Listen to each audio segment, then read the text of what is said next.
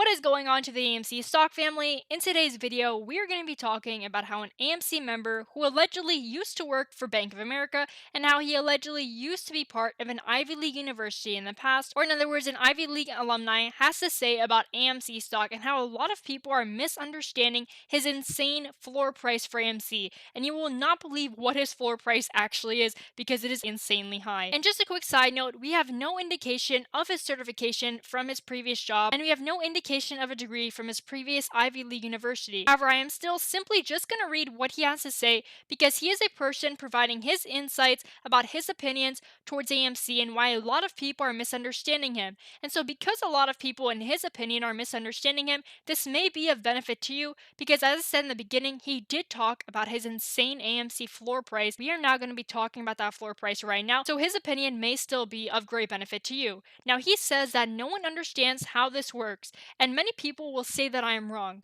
but allow me to give you some background. See, this is where he provides his background, but again, we have no way of verifying his background regardless of what he is saying, but I'm still going to read what he has to say. So he says that I have worked in the banking industry from 2006 to 2011. I graduated from the University of Pennsylvania's Wharton Business School in 2000 with a degree in analytics. And for those of you guys that do not know, the Wharton Business School actually had Elon Musk as a previous alumni, and the University of Pennsylvania and Harvard University, they're both Ivy League universities, and both universities have phenomenal alumni. As I just stated, Elon Musk was part of the University of Pennsylvania, and many previous presidents of the United States of America went to Harvard University. Now, continuing on with what he had to say, he said that my first job was at Bank of America downtown Orlando, followed by Owen Federal Bank from 2008 to 2009.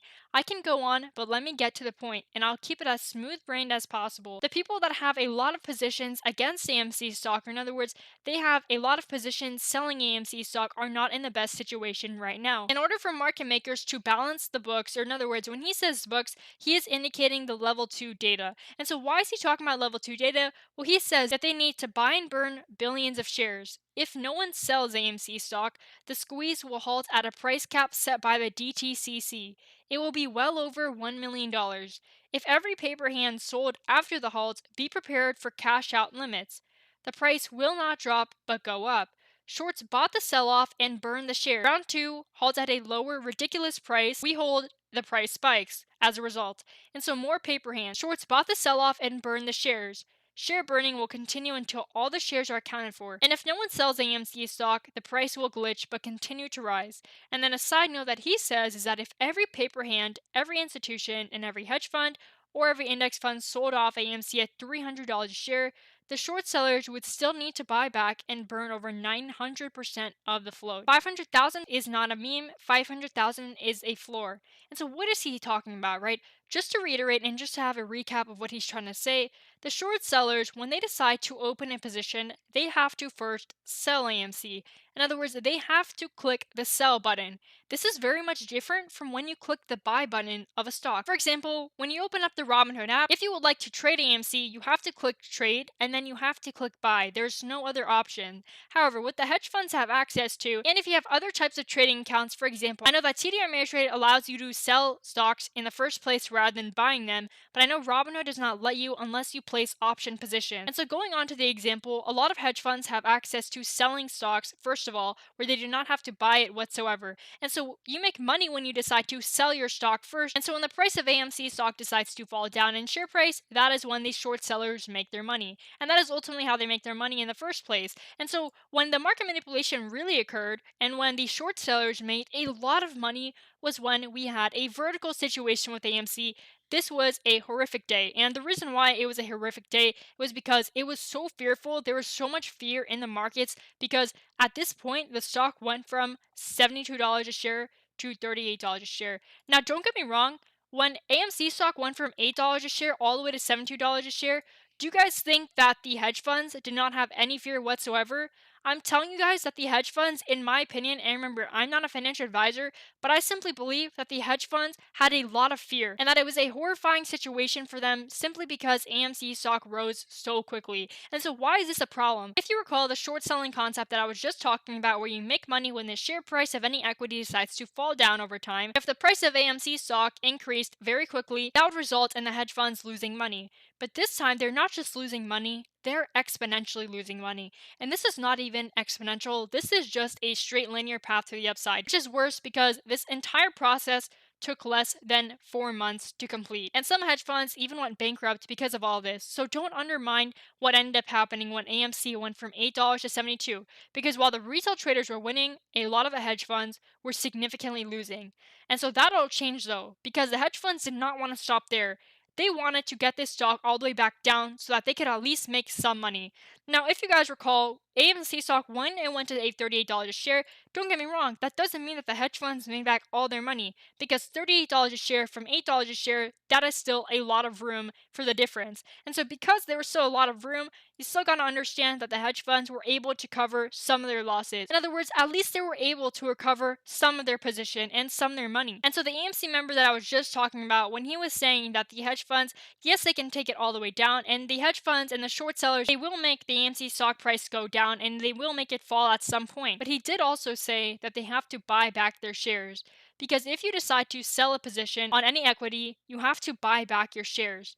And when you buy back your shares, these hedge funds, after round one, they are not going to be greedy. They're not going to be greedy whatsoever. When they see the profit, they will take the profit, because this is not a joke. When you are messing with the AMC retail traders or the GameStop traders, the retail traders are absolutely at another level, and they will have a lot of volume. For example, right now, even though the volume has been consecutively green over the past 4 days, don't get me wrong, we still can do much, much better, because around June, which was just 2 months ago, we had phenomenal volume that made this price go all the way to $72 a share. If we did it once, we can certainly and most definitely do it again and twice. And I'm sure that a lot of hedge funds, they probably already bought back AMC stock because the price went from 72 to even lower. Because it broke $38 a share, I also believe, and I'm not a financial advisor, but again, simply just my opinion, a lot of hedge funds got extremely happy because a lot of investors knew that AMC, when it broke $38 a share, no one knew how to justify the support level because this stock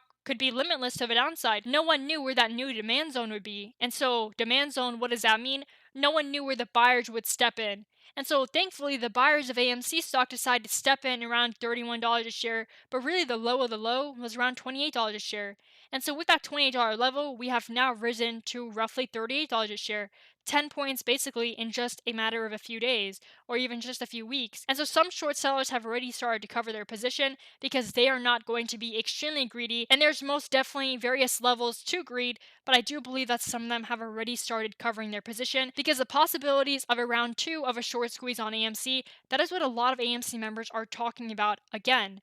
And so if they're talking about it again, the hedge funds most certainly do not want to be in a second position where they decide to lose a lot of money. And so not all hedge funds have decided to buy back their shares though, because there are various levels to greed, as I just said. And so some of them are still getting greedy with their profits, and some of them don't believe that the AMC stock price is over for the downside. They still believe that the price will fall down. But the AMC member that I was just talking about said that 500K is the floor price for AMC. And so what do you guys think, AMC stock family? What is your floor price for AMC? Because everyone has their own price targets for this stock. I'm just letting you guys know what other people are saying about AMC because after all, this all started with a movement. It all started with one person talking about AMC when it was trading below $5 a share. And then from one person, it went to 100. And then from 100 people, it went to thousands upon thousands. And now we have 411,000 members in the AMC stock Reddit thread. And this all started with an idea of AMC going to maybe 20. And before it went to $20 a share, everyone thought that we were crazy.